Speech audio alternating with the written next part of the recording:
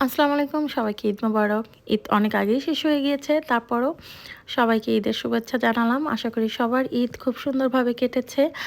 আর আজকে আমি শেয়ার করব আমাদের ঈদের দিনের কিছু সুন্দর মুহূর্ত। আর ঈদ মানেই হচ্ছে জর্দা, সেমাই, পোলাও, ফিরনি। তো আমি এত কিছু করিনি, আমি আসলে ঈদের দিন শুধু সেমাইটাই করেছিলাম। আর এটা হচ্ছে গিয়ে ঝুরা সেমাই, যেটা সবাই জানেন, অনেক মজা খেতে।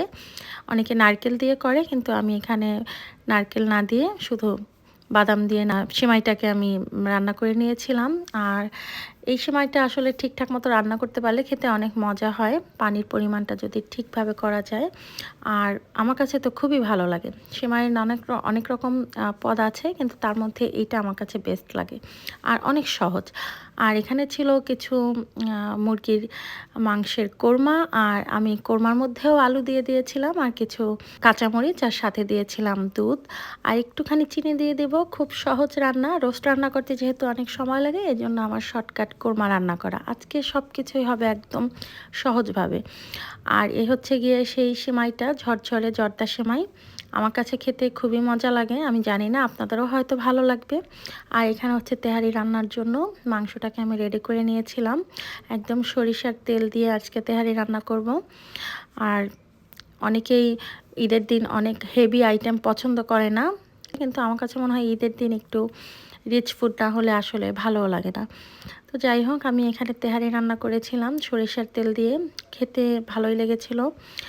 আর এখানে বাচ্চারা খেলা করছিল। আর দুপুরবেলা হচ্ছে গিয়ে আমরা একটু বাইরে বের হয়েছিলাম, দাওয়াত ছিল, তো সেখানেই যাচ্ছি। সেখানে গিয়েও নানান রকমের খাবার দাবার, অনেক অনেক আইটেম ছিল। আসলে ঈদ মানেই হচ্ছে গিয়ে খাওয়া দাওয়া, ঘোরাফেরা, বন্ধুবান্ধব, আত্মীয় স্বজন থাকলে তাদের সাথে সুন্দর সময় কাটানো, অথবা যাদের নেই তারা তাদের মতো নিজের ফ্যামিলির সাথে সময় কাটাবে।